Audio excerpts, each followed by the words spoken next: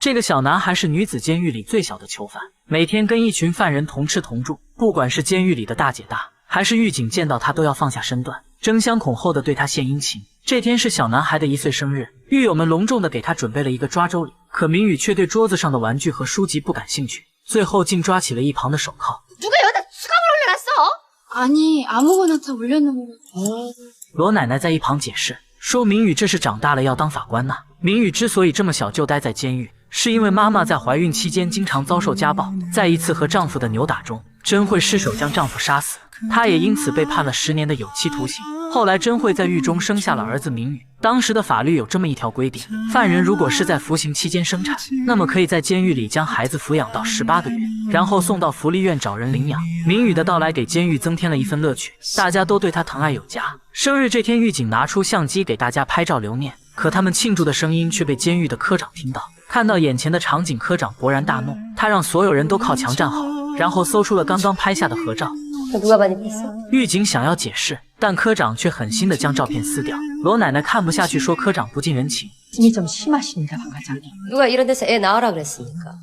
休息时，罗奶奶把撕碎的照片重新粘好，她安慰让真慧不要太伤心，说方科长一把年纪了还没有孩子，一定是嫉妒才会这么做的。这时真慧注意到罗奶奶拿的报纸，上面报道囚犯在监狱里举行舞蹈表演。真慧趁机问罗奶奶自己唱歌很难听吗？为什么每次儿子听到就会哇哇大哭？说着就给罗奶奶示范起来。잘 자라 내 아기 내 아기。结果明宇还真就哭了起来，这让一旁的罗奶奶哈哈大笑。这天监狱里来了一名新的犯人，狱友们决定给他一个下马威。누가 네가 여기 네 맘대로 앉으래? 전입 신고를 해야지. 谁知女孩竟直接回怼道：“내 신고 아니면 건드리지 마。”罗奶奶转过身让他们说话注意一点，毕竟这里还有小孩子。这时明宇突然站了起来，他想要去抱抱这个新来的阿姨，结果却被对方冷漠地推倒在地。真慧质问他为什么要这么对一个小孩。깜빵에서 애도 키우냐? 뭐? 좋은 추억 되겠다。真慧闻言直接给了他一巴掌，两人瞬间就扭打在了一起，直到狱警赶到才把他们分开。最终两人都被关了禁闭。佑美在禁闭室疯狂用头撞着墙壁，想要就此结束自己的生命。狱警见状急忙上前阻止。原来佑美从小就被继父虐待，有一次继父甚至想要侵犯她，佑美挣扎时意外将继父砸死。母亲看到这一幕，不仅没有关心她，反而责骂她为什么要这样做，这让佑美从此对生活彻底失去了希望。包扎好伤口的佑美重新回到牢房，得知她的遭遇后，大家也都心生怜悯。这时明宇再次走到她的面前，看到佑美头上裹着纱布，明宇知道她是受伤了，于是轻轻抱住佑美给她安慰。这一次佑美不再拒绝，任由明宇小小的手臂抱着自己。等明宇走后，佑美缓缓地抬起头，这是她第一次感受到了温暖。这天监狱里组织囚犯们观看合唱表演，优美的歌声让大家对生活重新燃起了希望。人群中的真慧此时有了一个大胆的想法，演出结束后，她找到监狱长，提出想在监狱里创办一支合唱团，这样犯人们也就不会感觉监狱的生活枯燥无味了。监狱长认为这样的文艺娱乐活动很好，并把组建合唱团的事交给真慧来办。为了鼓励她做好这件事，监狱长还承诺给她一个特殊的福利，如果合唱团办得成功的话，就给她1天假释的时间，让她带着儿子出去看看外面的世界。真慧闻言瞬间干劲十足，她把创办合唱团的公告贴在餐厅门口，前来询问的狱友很多。为了调动大家的积极性，真慧开始鼓动起大家，说如果表演好的话还能去外面公演。狱警见她越说越离谱，急忙跑过去把她拉到一边。 미쳤어요? 아, 외부 공연이 마음대로 나가는 건 줄 알아요? 아, 또 박 과장이 귀에 들어가면 어떡하려고 그래요? 아니 그냥... 狱警拜托他以后说话前先思考清楚。 아, 내가 진짜 언니 때문에 미쳐. 真慧决定先给合唱团找一名指挥官，于是他想到了罗奶奶。罗奶奶入狱前曾是大学的音乐教授，年轻时的她才貌双全，事业有成。可在一次提前下班回到家时，意外撞见丈夫背叛了自己，而对方竟然还是她的闺蜜。一时间无法接受的她直接开车撞死了2人，她也因此被判处了死刑。幸运的是，当时国家废除了死刑，改为4缓。罗奶奶在监狱一待就是30年，女儿认为是她的冲动毁了原本美满的家庭。 这些年来，她都不肯原谅罗奶奶。 얼마나 고통스럽고 힘든지 당신이 알아? 웃잖아. 내 혈압도 깨물고 죽을 거야. 죽긴 왜 죽어? 죽으면 당신만 편할 텐데. 끝까지 살아. 살아도 죽은 것처럼 하루하루 지옥처럼. 女儿的话深深刺痛了罗奶奶的内心，心情郁闷的她忍不住弹起了钢琴，希望将所有的情绪通过琴键发泄出来。美妙的琴声吸引了狱警和真慧的注意，两人默默地坐在台下静静欣赏。真慧想要邀请罗奶奶加入合唱团，却被罗奶奶直接拒绝。在她心里，音乐是神圣的，她不想以现在的身份再去触碰它。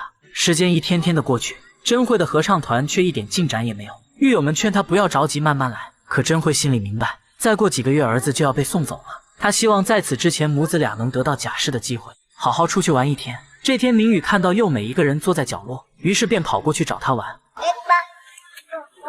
这时，隔壁牢房的4个女人走了过来，她们把明宇推倒在地。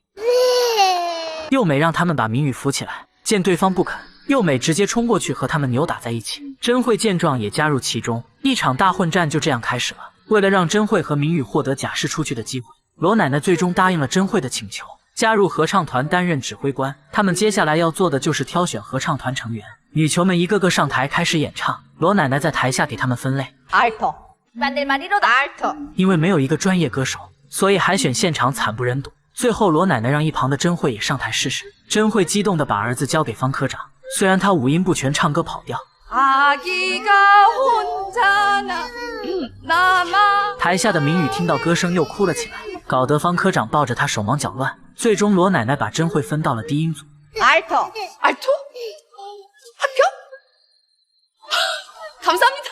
真慧知道是罗奶奶给她上台表演的机会，她也付出了加倍的努力。然而他们的第一次排练就问题百出，大家都是自己唱自己的，完全没有合唱团该有的默契。罗奶奶说，如果有个优秀的女高音领唱的话，或许能让他们的合唱默契起来。这时真慧想到了佑美，因为她曾听到过佑美唱歌，歌声嘹亮，显然就是一个很棒的女高音。罗奶奶找到佑美，希望她能加入合唱团，却遭到了佑美的拒绝。罗奶奶听后生气地给了她一巴掌。佑美的母亲每天都会来探视她，但佑美却始终不愿和她见面。直到这天，佑美无意看到母亲瘦小的背影，强烈的思念让她忍不住哭了起来。在狱警的劝说下，佑美找到罗奶奶，为那天的话向罗奶奶道歉。罗奶奶理解佑美内心的苦楚和伤痛，这一刻他们抱在一起失声痛哭。就这样，佑美加入了合唱团，优美的歌声瞬间赢得所有人的掌声。在她的领唱下，合唱团也愈发默契起来。可他们当中仍有一部分人是抱着玩乐的心态，摇头晃脑，不听罗奶奶的指导，甚至一言不合就大打出手。罗奶奶见状十分生气，她告诉大家，唱歌的第一步就是敞开心扉，如果把心门紧紧关上唱歌，那音乐将毫无价值。为了让大家彼此互相了解，罗奶奶让他们围坐在一起做自我介绍。狱友们的介绍方式都很特别，大家纷纷介绍自己所犯的罪。敞开心扉后，大家开始互相理解，彼此之间的配合也越来越默契。佑美还特意教真慧如何正确发音，渐渐的真慧的歌声竟能哄着明宇入睡。很快到了合唱团验收的日子，面对台下的狱友和领导，合唱团在罗奶奶的指挥下平稳发挥。一曲结束，台下的观众纷纷为他们鼓掌。真慧也如愿以偿得到了1天的假释，但狱警同时也带来了一个坏消息，那就是明宇被领养的日子确定下来了。正是真慧假释的这一天，为了让儿子有个美好的未来，真慧忍痛帮明宇收拾好行李。狱友们依依不舍地抱着明宇大哭起来。真慧换上便装，带着明宇走出牢房。明宇开心地在前面奔跑，真慧却一脸悲伤地跟在后面。她知道这一别不知何时才能相见。将明宇送到福利院后，真慧拿出了一本相册交给院长，上面记录着明宇从出生到现在的日常。她隔着玻璃和儿子做最后的告别。随后真慧跟着狱警走出福利院，可刚走到门口，她就忍不住折返回去。看到儿子因为找不到自己哭得撕心裂肺，真慧只能默默地流着眼泪。此时的她已经没有再去抱儿子的资格。回到监狱的真慧整天以泪洗面，在罗奶奶精心的照料下，真慧逐渐走出失去儿子的痛苦。他们继续在合唱团里演出，合唱团的名声也越来越大，还登上了报纸。转眼4年的时光稍纵即逝，这天狱警给大家带来了一个好消息，合唱团被邀请外出参加全国女子合唱大赛，到时候还能邀请家人朋友前去观看。演出结束后，每个人都有1个小时和家人的见面时间，所有人都激动万分，他们为那天的见面准备着。胖妹交给狱警一封邀请信，希望能转交给自己的笔友。她想趁演出那天见对方一面。大姐大用玩具熊给儿子录制了很多想说的话。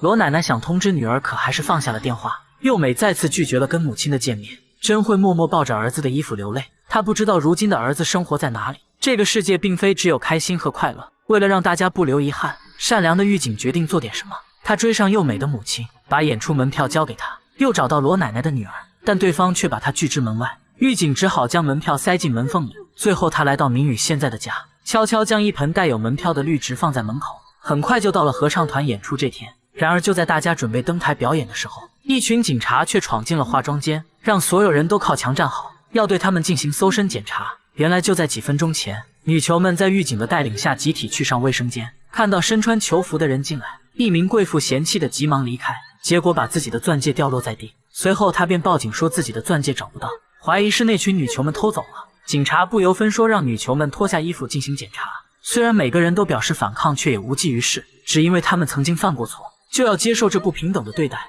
主持人在台上宣布要取消合唱团的演出，监狱长得知后勃然大怒，他以自己监狱长的职位进行担保。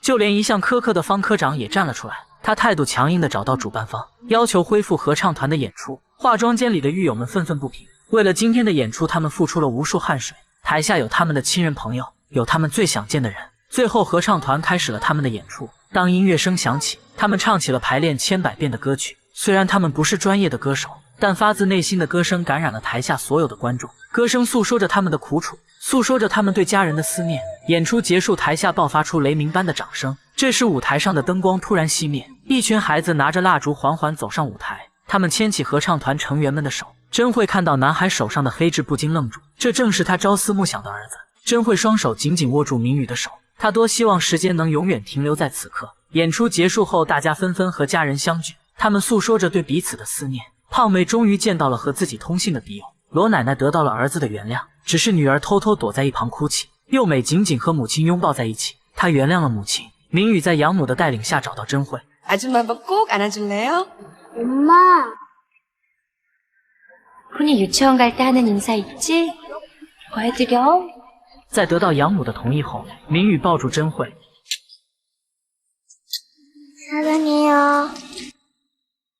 나도 많이 사랑해요. 虽然明宇已经不记得自己，但看到儿子茁壮成长，真慧内心十分欣慰。分别时，养母交给真慧一本相册，这正是当初真慧交给福利院院长的那本，上面延续着明宇这几年成长的点点滴滴。看着儿子开心的笑容，真慧忍不住失声痛哭起来。这天，方科长带着罗奶奶来到女儿家，女儿终于放下执念，拥抱了她。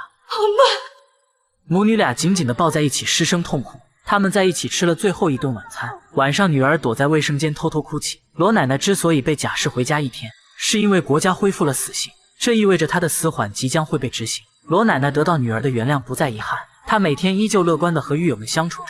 这天，狱警走进来叫罗奶奶出去，牢房的气氛瞬间凝固。真慧起身把牢门关上，想要阻止罗奶奶离开。 안 돼요. 제발 가지 마세요. 가지 마세요. 미안하다. 끝까지 함께 했지 못해 미안하다.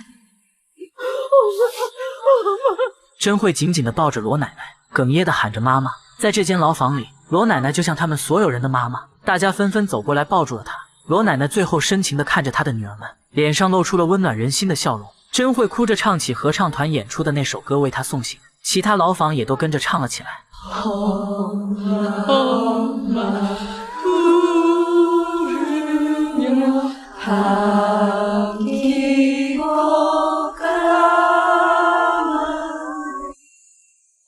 这是一部看哭整个韩国的温情电影，它让我们看到了母爱的伟大，明白了亲情和友情的珍贵。它让我们明白，无论身处何地，都不要熄灭心中的希望之火。